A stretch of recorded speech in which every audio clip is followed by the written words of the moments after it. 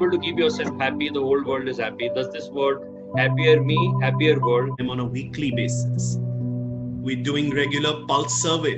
We are talking about happiness. We are talking about professional happiness. We come back in less than a week's time with changes and recommendations that are necessary for the organization to take. At many times I call people that, this is very important. The first answer I get is, hey, I'm very busy. See people leaning towards, working hard. This is the times we can look to change the mindset where people can work happily.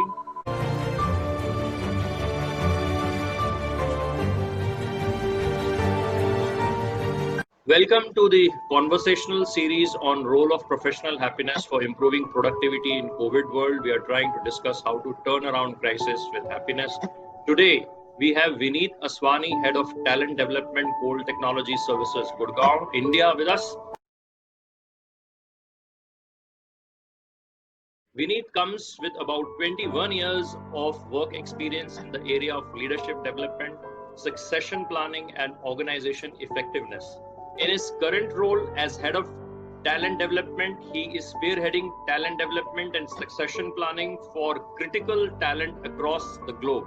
The role includes designing of talent framework, building development initiative, and coaching the key talent for their growth, hence creating a leadership pipeline within the organization.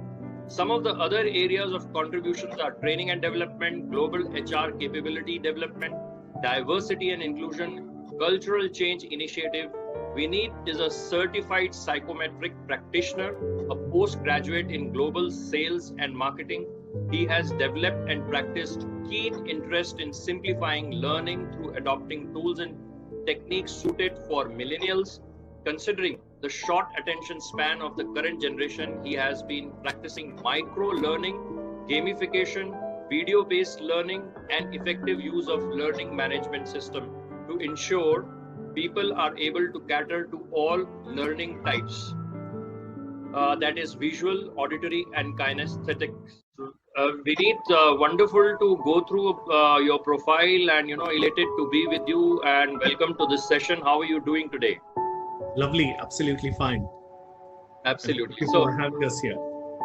So let's begin. You would see how this world is suddenly changed, and people are forced to, go into a different kind of work style and lifestyle, which was never seen before. A very hyper sense of having to imbibe security for people themselves, high hygiene, and having to use mask or protective equipments, maintaining social distance, remote working. So how is this change affecting at your side? I think it's been a change which we can't call it organizational wide or nationwide. I think it's the first ever global pandemic this generation is experiencing. Yeah, it's impacted us in many ways, both positive as well as negative. And I will specify why I say positive, because it's very unheard of these times of saying it has some positive impact on people in organization. We are an organization which is a service provider on internet services, high bandwidth internet services, which in these times have become the need of the hour for every organization across the globe. So by that logic, this business has only seen a substantial growth during this time, which has definitely resulted in our revenues and sales flow to be unimpacted in the organization. When something that crucial in the organization stays unimpacted, it is evident and necessary that we pass on the same sentiment and benefits to each and every employee. And with that, we've ensured an absolute positive sentiment, at least from the work standpoint for people. There is a level of fear and anxiety that people are carrying because of this disease, but at least when they're working, they're not necessarily fearing threat of their job. They're not necessarily fearing loss of salary. They're not necessarily fearing their managers not trusting them.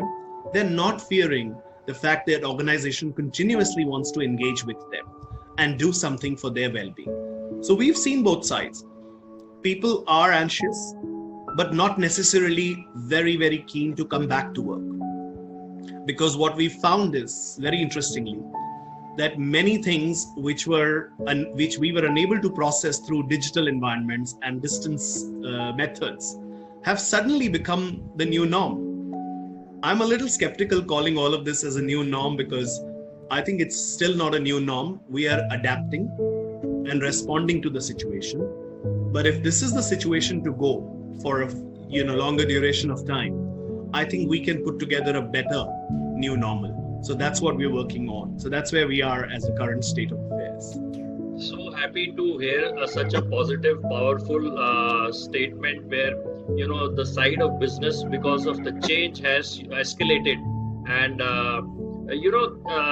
the style of working. For example, people who have to experience corona patient around them, maybe at home or when they are passing through and going out for work, there are containment zones, the containment areas, and there is a hyper sense of imbibing a lot of personal hygiene, hand hygiene, and maintaining as much as safety for your own self, so that family is secured, you are secured. So at times I've seen people getting really confused after touching a object. Now what to do? Now I have to sanitize my hand. Simple thing like newspaper coming in the morning. Now people are taking to a heat exposure through press, but they get confused. Now I have to sanitize my press as well. So small little things are bringing challenge in the minds of people. As you say, fear is there, anxiety is there, and there will be certain level of uncertainties, but it is less in your business. But the way people have been living their life has completely changed. So in these circumstances, what do you see, people coming up and expressing the challenges in these scenarios at your side? That's an interesting question, because if you look at it, office was always an adapted environment.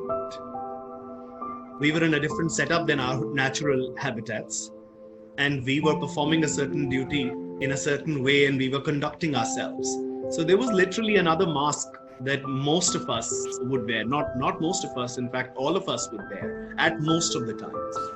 Now that's completely shifted to being most of the time in a natural environment, which has definitely given rise to some of the challenges that were earlier never even experienced. For example, our people are coming back and saying we are overly exhausted because we are committing to work pressures and whatever deliverables we have. And at the same time, we have home responsibilities to manage and partner in everything, because even the workload there has increased many folds with the whole COVID reality. The other set of challenges people are facing is, and it's very unique to our country, where we still have internet challenges. They are sometimes unable to attend important meetings because of minor failures at their end. And those failures could be temporary, but it leaves a feeling of anxiety, which is not necessarily temporary. It causes a certain amount of damage there. The other thing that they are concerned about are interruptions that are happening. While as an organization, we've made sure that we comfort them enough that your family, your kids, and some of the things happening around you in the house, even during your calls, are not interruptions. We're absolutely fine with those. In fact, we cherish with absolute pleasure if there are intrusions, even in our meetings. But that anxiety plays a certain sense in people still, because they still feel a little more threatened about the fact that they are in a critical conversation and their kids or pet just suddenly comes and appears. Yeah. The other reality that they're questioning more is, when will we come back? And when we come back, what happens? Yeah.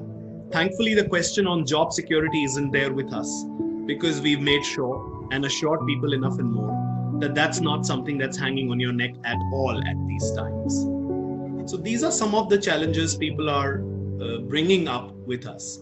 And we're trying to answer and respond to them on a weekly basis. We're doing regular pulse surveys to find out what's really hitting people. And in an agile environment, working so effectively towards it, that we come back in less than a week's time with changes and recommendations that are necessary for the organization to take in these times. We are talking about happiness, we are talking about professional happiness, we are talking about positivity. It's very important to see what is happening right in these circumstances from the perspective of the people, from the perspective of people who are working, and even if they are working remotely. What do you feel, and what is people telling to you that this is happening right with them and this is going good in these circumstances?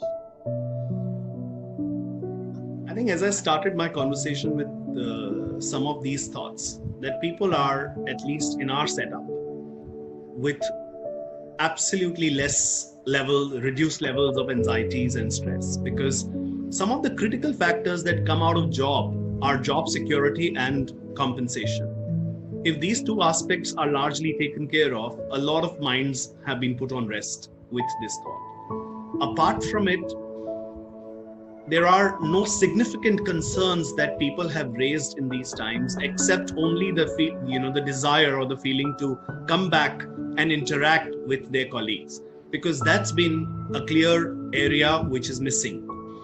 While I think we have increased communication in the organization, whether it's through the supervisors and the leaders, and it's not just a regular communication, it's very compassionate and authentic communication, which is not necessarily about work, which is largely about how are you feeling, and is there any way we can offer you support that makes you more comfortable, has actually landed people into a very sensible situation. We've also created special allowances for people, which help them actually build some of their infrastructure as well to be comfortable at home. It's sometimes assumptive that people will have the necessary furniture and the necessary things that they need for smooth working always available with them.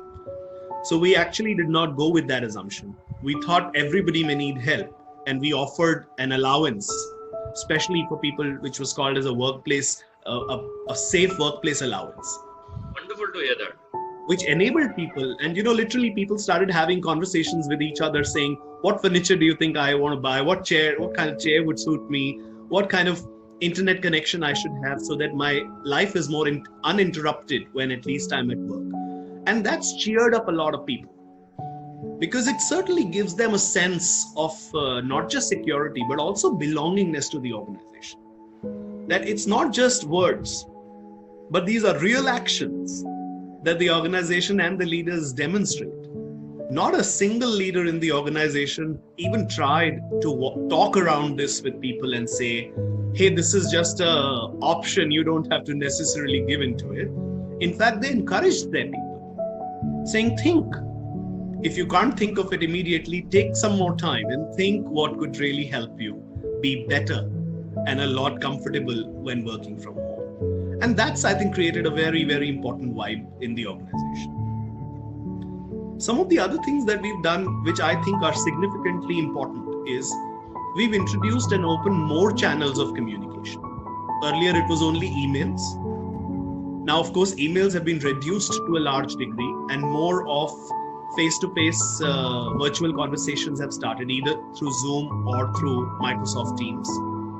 Apart from it, we have really focused on building our channels and pages on the Facebook Workplace, which has become a clear platform for people to not just talk work, but also talk about small little achievements that they are even having with their families at home. They're posting pictures with their spouses, parents, children, and pets, having fun at times. It's not just necessarily the challenges that you see on Facebook. We introduce almost a new challenge every week. Either it's around a game that they need to play with their family and come back with results, or it's about a certain level of cooking that they could do and post some of the pictures and recipes, or it's about dressing the salads and showcasing how you could actually do it creatively. A lot, and people are so enthusiastic in coming forward, in demonstrating and posting stuff, which is helping them not just as an individual, but it also brings in some amount of family work, because when you're trying to do something, so it's like a virtual team building within your family that's being facilitated through these channels. And people have seen enormous benefit out of some of these non-formal conversation. And what's also very important is that our leaders are extremely careful and watchful of some of these things. That it's not just that if somebody's posted and the leaders are not really keen to give their reactions on the post, in fact, they will make sure to respond and react to most of these posts. So I think that's made the environment extremely positive. And then, of course, there is natural happiness that comes through with methods like this. You don't have to really induce it. So, how important when you say you're building positive environment, you're speaking about natural happiness. There's so many things which you are doing, and it's resulting in building up a positive feeling for people in these times. So, how important you feel is professional happiness in these times, and what do you feel this can benefit to your organizations? I think when I hear the word happiness, it gets me to think that it's not necessarily professional or personal happiness. Happiness is just a state of being. As if we remember, when we were a child, we were happy literally all the time. Nobody really induced happiness in us. We were born happy. We played as much as we want. And it wasn't that we always needed people. We were happy as a child, even by our own self, with a little, toys or a few things around us. We were pretty happy. Somebody had to literally make us upset in those times with a certain amount of effort. If you look at what's happened to people now as they've grown up, I think many people smile once in 5 days. That too, people have to be poked, and somebody really has to do something for them to be happy. And I think that's a little state of displeasure when I see people around. I actually try and observe this in a very keen way when I'm even traveling to different offices of ours, just to gaze around on the floor and see how many faces do you really see with happiness on their faces, or vis-a-vis how many faces you see which are sulking or literally down as if something really miserable has happened to them. And we find the ratio today really depleting.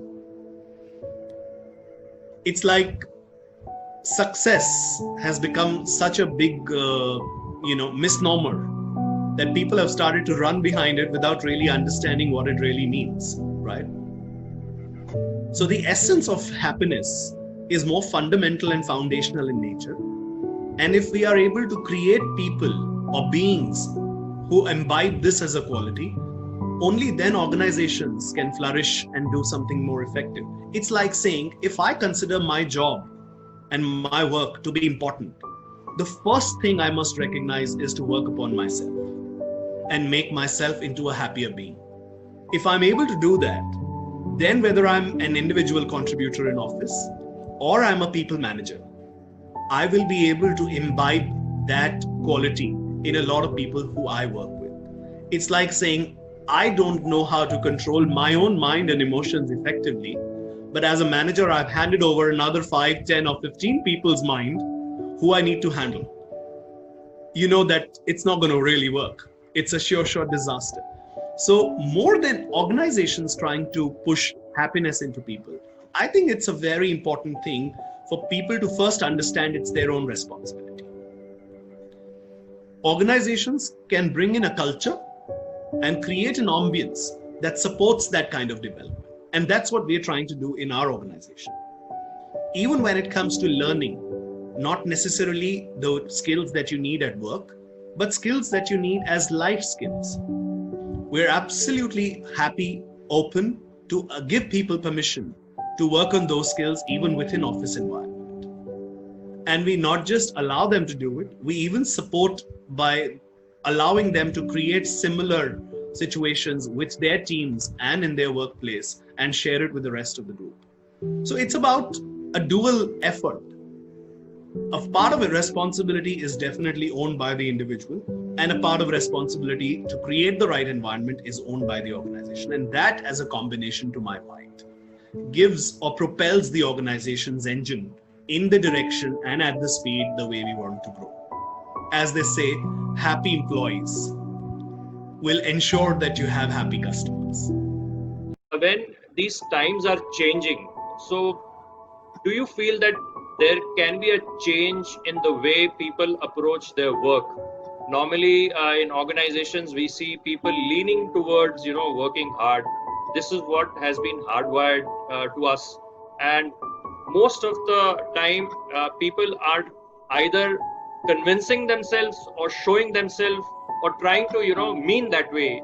And so is this concept of. At many times, I call people that this is very important. The first answer I get is, "Hey, I'm very busy." So, do you think that this is the times we can look to change the mindset where people can work happily? I think it's an interesting question again, and it gets us to reflect during these times of where we started and where we are today. If we go back to our times when we were learning as children in school, one of the constant message that we got from our parents and teachers was to study hard.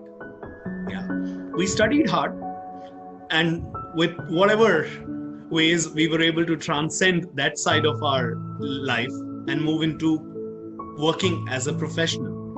When we started to work as a professional, most of the time the common message that we get is work hard. So this term hard, as you rightly started with, has actually become wired in us. We've been conditioned in such a way that whatever we try and do, we think it's hard.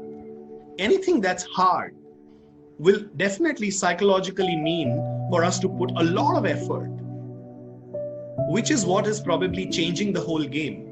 I'm trying to ask leaders these days and managers these days to say, do you ever go back to your people and say, work joyfully rather than saying work hard? Would that change the sentiment? Would that bring in more sense of trying to do things in a lot better way than trying to say work hard? So it's a huge shift in the paradigm of how we think and how we respond to the situations around us. And more than ever, these are the times when we have to constantly remind ourselves that we can study joyfully, we can work joyfully, and we can pass through these difficult times also joyfully. That's a choice we will all have always. Absolutely. So thank you so much, Vineet, for bringing this understanding. There's one concept called as happy as full, that you become happy and then you'll become successful. But most important thing is to lean away from breaking your head to enjoying what you're doing. So this is a good concept, and I believe that some of the initiative around happiness makes attraction for people to look at this side of thinking. So thank you so much. Yeah. So a lot of data points coming out from research on positive psychology, or let's say science of happiness, for past 2 decades are suggesting that happy employees are 12% more productive. Happy sales person brings 37% more revenue than the unhappy ones. So happy people are healthy people, happy people stays for long, attrition cost comes down. So there are many data points which are there. So in these scary situations where the people have a heightened sense of fear in their mind for personal security, from well-being point of view, from health point of view, from their family point of view. And there are uncertainties also, like say, geopolitical situations turning around. So there are uncertainties coming into picture.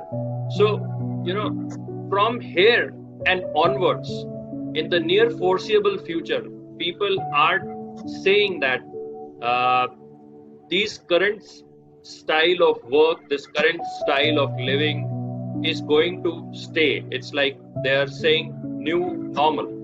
Or as you're saying, it's still not new normal, people are adapting.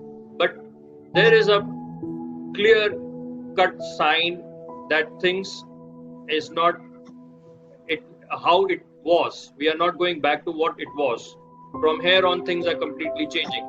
So what do you feel from here and times to come? What needs to be changed, which can enhance more positive experience of working, more positive experience of a life, where we can build a prolonged happiness something which is, as you say, on the sides of culture, not something of an event which starts and ends. You feel joy and then it goes away.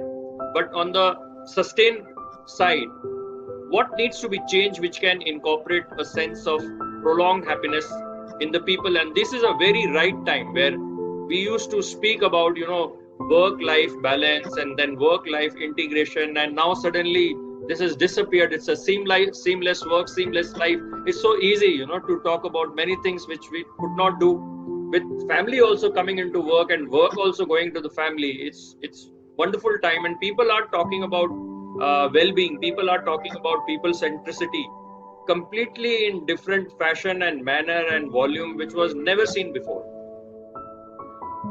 Actually, yeah, I was saying this to someone a few days back, that if we were to go, in future and look back in the past and ask this question saying, who really gotten a digital transformation in the world?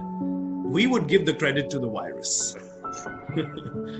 Whatever we couldn't accomplish in terms of mindsets so far, the virus has done it seamlessly for all of us. I know because I belong to a learning and development fraternity, we've tried for many, many years to bring people to digital platforms of learning, and there has always been mass rejections that this is not the way we learn. We need more face-to-face, we need someone to talk to us, and then we learn. And suddenly you see that there is adaptation to methods of learning which are purely virtual. I have possibly not seen more number of courses that people would have done and posted on LinkedIn and some other professional sites than in these lockdown and COVID times. One clear indicator this is telling us is that it enabled many people to utilize their time to learn and be a better human being or be a better professional in everything that they do. And I think that should give us a clear segue into the times that are coming in. So a clear adaptation to the technology times and the digital era is one critical aspect that all of us will need to learn and understand. We've already seen statistics around this area as well. There are companies who've reported almost more than 25% of productivity improvement by remote working. So this is definitely going to stay. I don't think we want to go back to lesser efficient methods now. What will also happen is for us, for example, we did not stop any of our recruitment processes in this time. We said it's a good time to, one, let people come in, two, experiment with the model of recruiting virtually and onboarding virtually. And I think we've not seen more enthusiasm in people over the screens as we onboard them almost twice every month now. Yeah. So that's going to continue. What other realities we will change is the factor of trust. That I'm not saying that trust was not present in the past, but even for supervisors, all of us as supervisors were keen to see the work happening in front of us. And we will now have to shift that whole dimension to trusting our people a lot more. That wherever they are, at homes, in whichever time zones they are able to operate, as long as they are meeting your deliverables, you must trust them with what they are trying to do. And that shift in the trust quotient, to my mind, should also ideally have a direct impact on the happiness quotient of people. Because that's the place where there is a lot of conflict that may arise if that's not handled well. It's like saying, if my manager doesn't trust me in what I'm doing at work, sitting from home, then there is definitely not any genuine conversation that can happen between us. And if there is no genuinity and authenticity in those conversations, at least it will never leave me as a happy employee. I may still continue to work for the lack of alternative sometimes, but that doesn't lead to happiness. So I think that's a big shift people have to bring in. From enabling people and trusting them to the degree that we've never done so far, and bringing more compassion into every conversation and every interaction that we bring in. And another aspect that I would very briefly touch upon will be transparency. Because we'll be away, we won't be in the same environments. We will need to be a lot more open and transparent to continue to give the sense of security to people. And they're not feeling that they're missing on any information or there is something under the carpet that they can't see. Otherwise, there were small talks. When we were in office, we would gather around the coffee area or the cafeteria and people would interact with each other. In fact, I've been thinking on this, that what will happen to office politics? Because politics was an outcome of many of these, informal interactions in small corridors. As now that's not going to happen. Would there be a natural death to the, office politics, which was definitely in many ways negative and not so positive. So I think a lot is shifting. And we will only see in the next 6 months where it takes us from a reality standpoint. Yeah.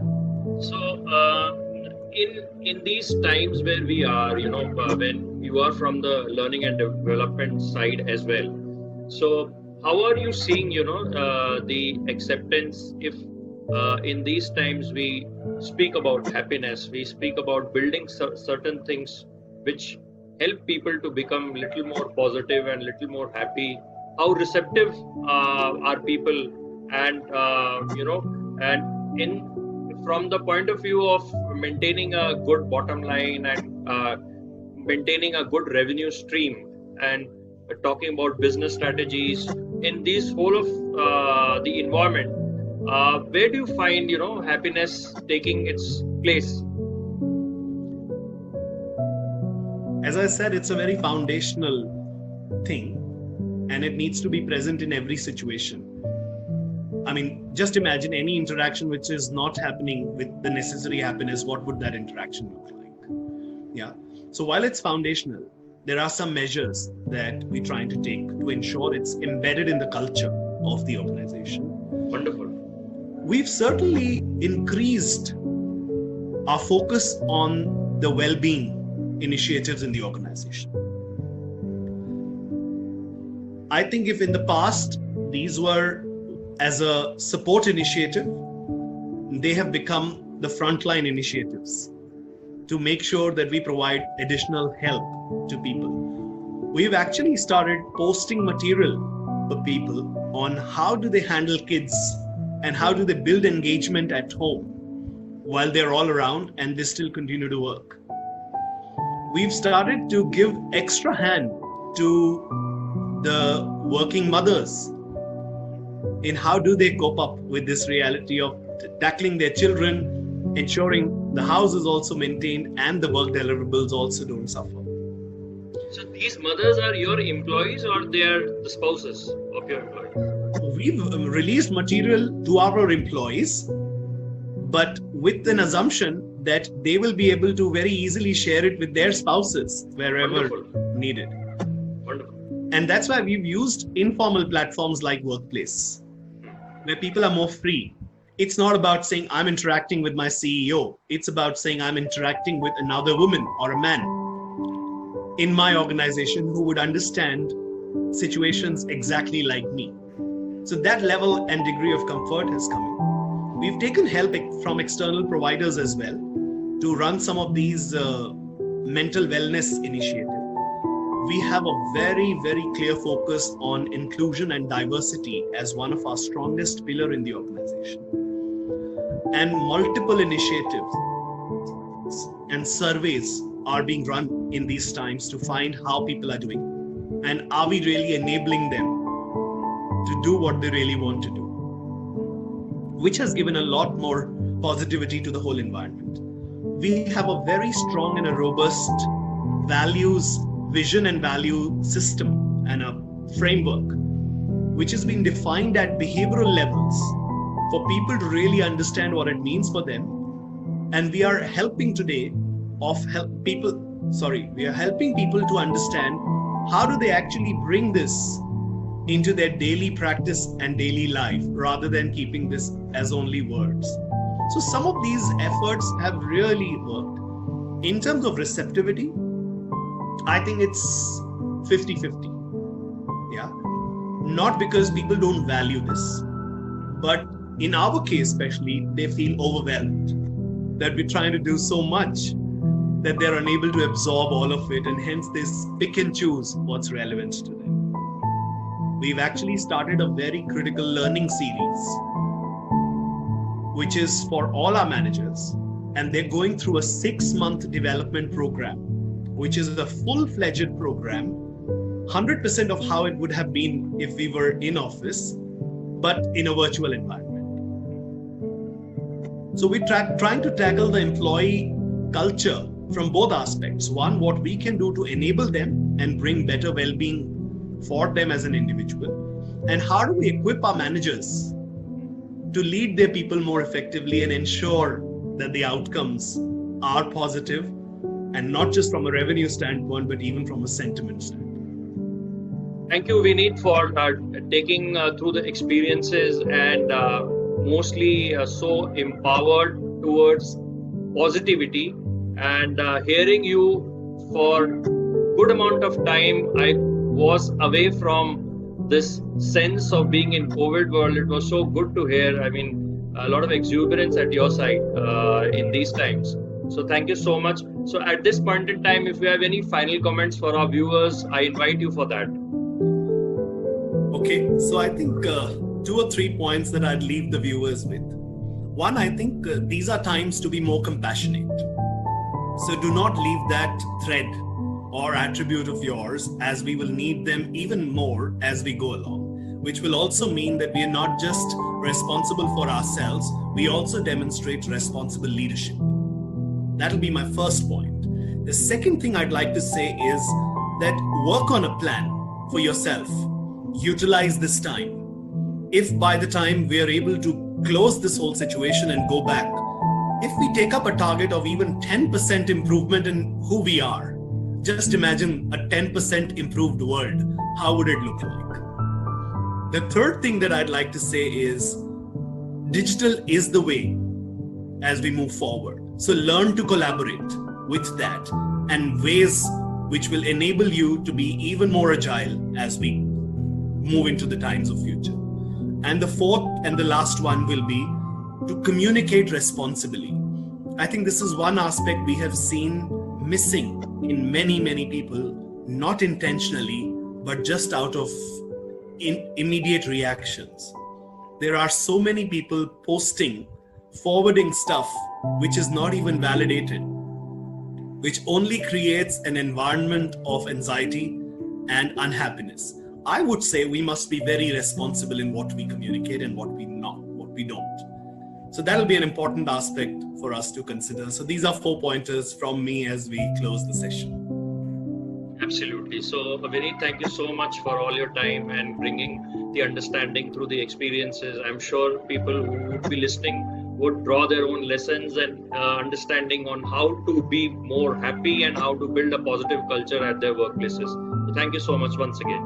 Definitely. Thank you, Puneet. This has been a pleasurable conversation. This is a hashtag which we have made, and we are trying to build a campaign around it. That if you can say to the people throwing the victory sign and by calling out happier me, happier world. Happier me, happier world.